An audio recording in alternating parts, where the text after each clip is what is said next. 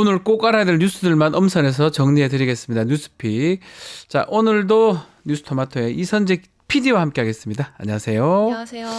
자, 어제 첫 소식은 지금 김용현 전 국방부 장관 어제 구속이 됐는데 구속영장 실질심사를 포기를 했어요.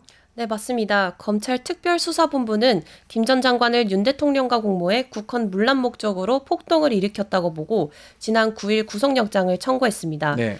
김 전 장관은 변호인을 통해 국민 여러분들께 큰 불안과 불편을 끼쳐드린 점 깊이 사죄드린다며 이번 사태와 관련한 모든 책임은 오직 저에게 있다고 말했습니다. 그러면서 김 전 장관은 어제 구속 전 피의자 신문을 포기하겠다고도 밝혔습니다. 네. 그러면서 이제 어제 구속된 건데요. 김용현 전 장관의 구속영장에는 윤 대통령과의 내란 공모 혐의가 들어있는 만큼 향후 수사가 윤 대통령으로 향할 것으로 전망됩니다. 그렇죠. 누가 봐도 김용현 전 장관이 주범이나 책임자로 보기는 어렵겠죠.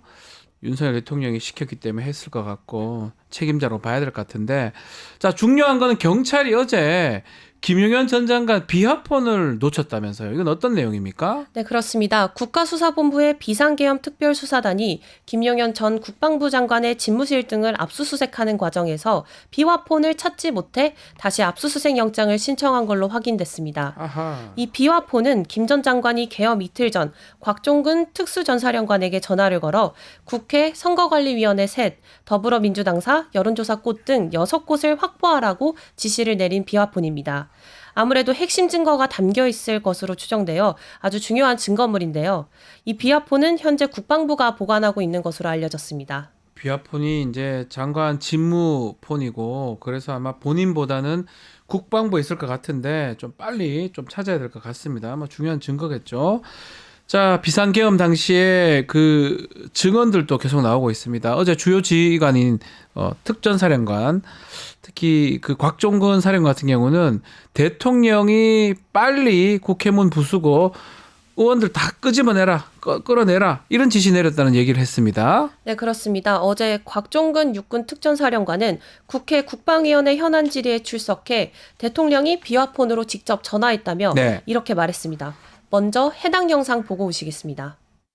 대통령께서 비화폰으로 제게 직접 전화를 하셨습니다. 의결 정족수가 아직 다 안 채워진 것 같다. 빨리 문을 부수고 들어가서 안에 있는 인원들을 끄집어내라 라고 말씀을 하셨습니다. 깍 끄집어내라. 아직 정족수 모자라니까 빼가지고 계엄 해제 요구 못하게 만들자. 뭐 이런 내용 같아요. 네, 맞습니다.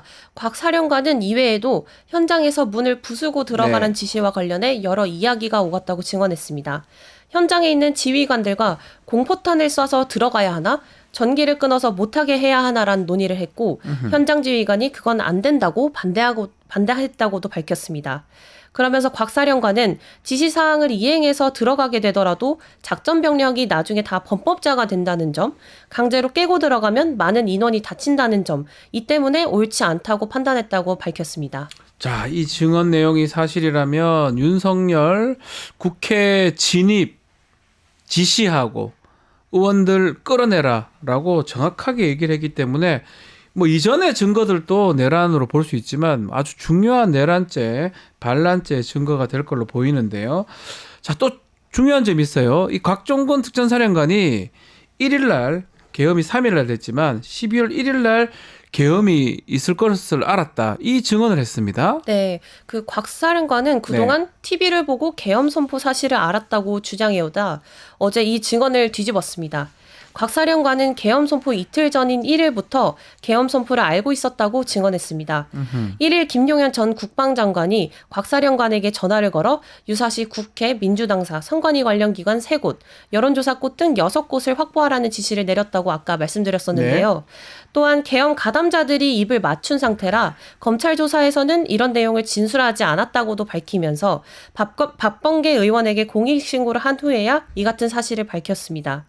이외에도 이경민 방첩사령부 참모장이 계엄 이틀 전 오물풍선을 빌미로 지시 대기를 받았다는 증언을 하기도 했습니다. 자, 뭐 여러 증언들이 계속 나오고 있습니다. 결국은 이미 계엄하기로 준비를 하고 있었고 반란 내란을 하려고 그 주요 지휘관들한테 이것을 다 알렸다라는 거고, 그렇지만 이제 그게 실행을 제대로 못했거나 실행을 늦췄거나 뭐 이런 것들이 지금 보이고 있는 상황입니다. 내란 관련해서 공모 정황도 계속 드러나고 있는데, 국회의원 체포리스트 14명에 대한 또 사실 추가로 공개가 됐습니다. 네, 그렇습니다. 그동안 정치인 14명 체포 명단은 여인영 전 방첩사령관이 부인하며 사실관계가 확실치 않았었습니다. 네. 어제 이경민 방첩사령부 참모장 또한 조국 의원과의 질의에서 체포와 관련해서 모른다고 끝까지 부인하기도 했었습니다. 그러나 김대호 방첩사 수사단장이 손을 들어 이 주장을 반박하는 증언을 했습니다. 국회의원 체포 명단이 있었고 이들을 체포하기 위해 수방사 지하 벙커까지 확인하라는 지시가 있었다는 겁니다. 김 수사단장은 여인영 당시 사령관이 14명의 명단을 불러주며 이것을 김용현 장관이 직접 불러준 명단이라고 했다고 증언했습니다. 네. 이 명단에는 다들 아시다시피 우원식 국회의장, 이재명, 한동훈, 조국 대표의 이름이 올라왔습니다. 또 김 수사단장은 수방사의 비원 벙커 안에 이들을 구금할 수 있는 시설이 있는지 확인하라는 지시를 받았다고 구체적인 증언을 했습니다. 네, 계엄해가지고 국회의원들 체포하고 구금 장소까지 확인했던 내용 하나하나씩 속속들이 드러나고 있습니다. 자, 어제 뉴스팩에서 정보사 소속 그 대령이 선관위 사전투표 그 명단 관리 서버를 촬영했다 이런 뉴스를 저희가 전해드렸는데요. 자, 이번에는 그 계엄군이 선관위 직원을 체포하려고 했던 정황 이게 또 드러났다면서요. 네, 어제자 MBC 단독 보도에 따르면 네. 선관위 청사에 진입한 계엄군이 선관위 직원들의 얼굴이 붙여진 조직도를 들고 내부를 수색하는 듯한 모습이 CCTV에 포착된 걸로 확인됐습니다. 해당 사건을 수사 중인 경찰은 계엄날 선관위에 진입한 계엄군이 부정선거 의혹에 관련한 자료를 확보하면서 동시에 이를 관리해온 직원들을 체포하려고 했던 게 아니냐는 의심을 하고 있다고 전해집니다. 네. 방첩사에는 선관위 서버를 빼앗아 나오라는 지시까지 하달됐다고 합니다.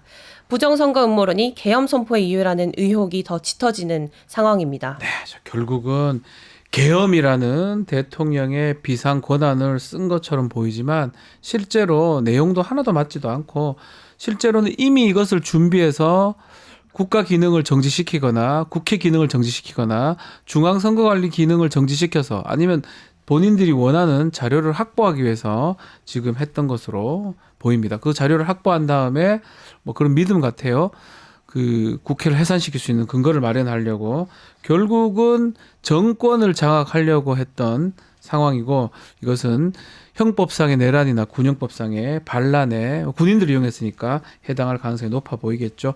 윤석열 대통령 지금 상황 앞으로 어떻게 될지 구속이 될 수 있을지 그 부분이 가장 중요할 것 같은데 자 이런 상황에서 윤석열 대통령의 거취를 놓고 여권 단일대화가 지금 깨지는 모양새입니다. 특히 한동훈 대표가 의총 자리에서 뭐 조기 퇴진 얘기를 했던 것 같아요. 네, 2월, 그렇습니다. 3월 이런 얘기를 했다면서요. 네, 어제자 채널A 단독 보도에 따르면 어제 있었던 국민의힘 비공개 의총 자리에서 네. 한동훈 국민의힘 대표가 내년 2월 내지 3월에 대통령이 조기 퇴진하자라는 안을 내놨습니다. 그러면서 4월에서 5월에 대선을 치르자고도 했습니다. 탄핵안이 통과되면 헌재 결정까지 6개월이 걸리니 이보다 빠르게 대통령의 임기를 종료시키자는 겁니다. 네. 한동훈 대표는 윤 대통령이 2, 3개월보다 길게 버티면 국민 여러분들이 미동이나 하겠느냐라고 말한 것으로 전해집니다.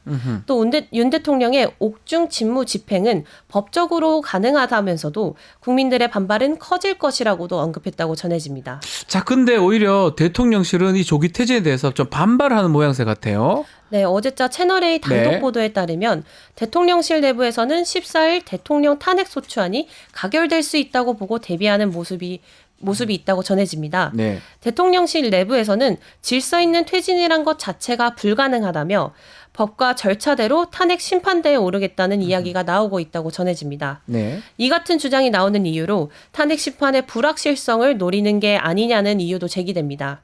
탄핵 심판이 기각될 가능성을 아예 배제할 수 없다는 겁니다. 네. 그러면서도 다음 대선까지 5개월에서 반년 정도 더 시간을 벌 수 있을 것이란 이 점도 염두에 두고 있는 것으로 보입니다. 아하.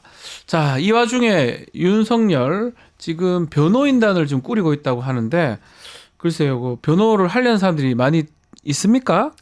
그것은 잘 모르겠지만 네. 어제자 한겨레 단독 보도에 따르면 대통령실은 지난 9일부터 윤 대통령과 친분이 있는 법조인들에게 연락해 변호인단을 꾸리고 있는 것으로 전해졌습니다.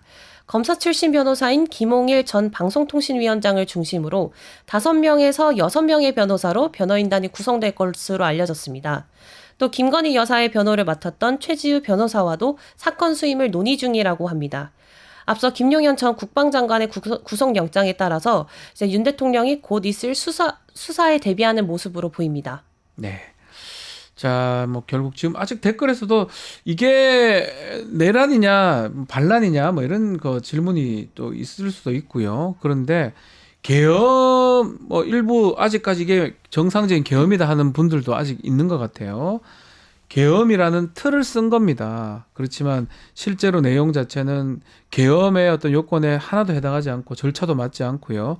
이미 자기 정권을 잡기 위해서 또 국회 정지를 시키기 위해서 그런 행동을 했던 걸로 보이고, 계엄 해제 요구가 국회 가반으로 가능하니까 국민의힘 아닌 민주당으로만 또 이 해제 요구가 가능하니까 그걸 막기 위해서 국회의원들을 체포하거나 어느 곳에 구금시키려고 했던 것들 다 보이고요.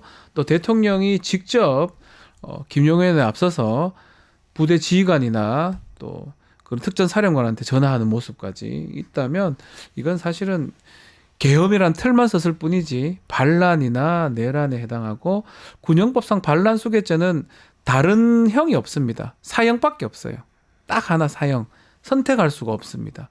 그리고 내란 또 사형 무기 또 아주 엄중하게 처벌되는 상황이기 때문에 이번에 이 관련자들 뭐 그 몰랐다고 할 수는 없을 겁니다. 이 지휘관들도 마찬가지고 여당이나 국회의원, 국무회의에서 참여했던 국무위원들, 국무총리 등등 이거에 대해서 알았던 사람들은 아주 중요한 내란을 저질렀기 때문에 조금이라도 문제된 사람들 다 밝혀서 처벌을 해야 될 것 같습니다.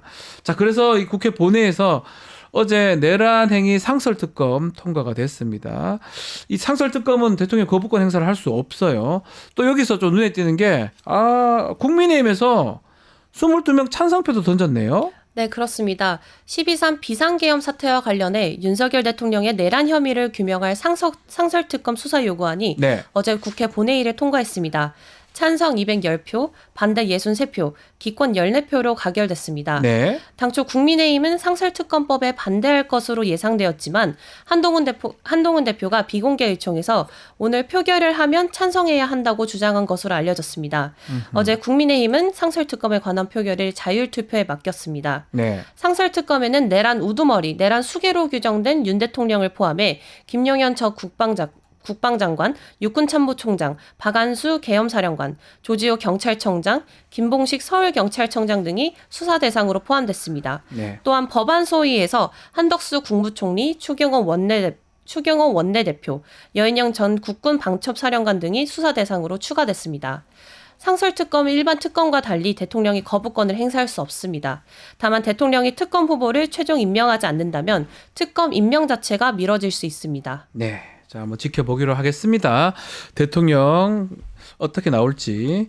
자, 이번 주 목요일에 윤석열 대통령 탄핵소추안 발의가 됩니다. 토요일에 표결이 또 되는 상황인데, 국민의힘은 어떻게 될까요? 어제 뭐 일부 이탈하겠다, 이제 찬성하겠다 이런 의원들도 나오는 것 같습니다. 네, 맞습니다. 지난번 표결에서 투표에는 참여했지만 부결표를 던졌다고 밝힌 김상욱 의원이 네. 어제 오전 국회에서 기자회견을 열어 탄핵에 찬성한다는 입장을 밝혔습니다. 지난 토요일 탄핵소추안에 찬성표를 던졌던 안철수, 김예지 의원에 이어 세 번째 이탈표입니다. 이어 동아일보의 단독 보도에 따르면 김 의원은 내게 탄핵소추안 찬성 의사를 밝힌 여당 의원이 최소 10여 명 있다고도 밝힌 것으로 알려졌습니다.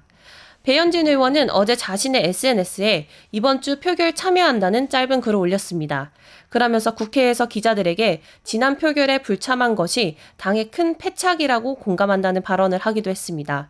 탄핵에 찬성했다가 다시 입장을 철회해 지난 표결에 참여하지 않았던 조경태 의원은 어제 국민의힘 의총이 끝난 후 기자들에게 토요일까지 윤 대통령이 하야하지 않으면 탄핵소추안 표결에 참여하겠다고 말하며 사실상 탄핵에 찬성하겠다는 취지의 발언을 했습니다. 늦었어요. 제가 봤을 때 늦었습니다.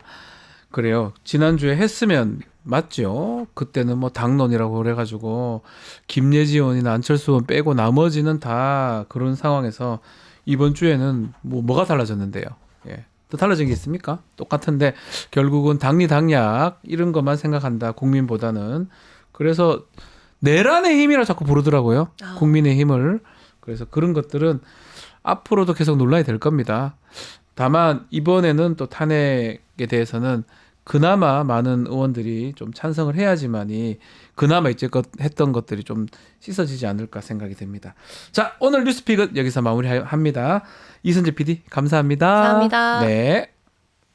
유튜브 구독하고 실시간 채팅과 댓글을 남기시면 매일매일 7천 TTCO를 드립니다. 참여 방법은 통통물 어플을 다운로드하고 회원가입과 로그인을 해주세요. 마이페이지에서 나의 회원 고유 번호를 복사해주세요. 유튜브 구독 후 실시간 채팅이나 댓글창에 고유 번호를 한 번만 입력하면 준비 끝! 지금 유튜브 채팅과 댓글 쓰기 참여하고 실천 TTCO 받아가세요.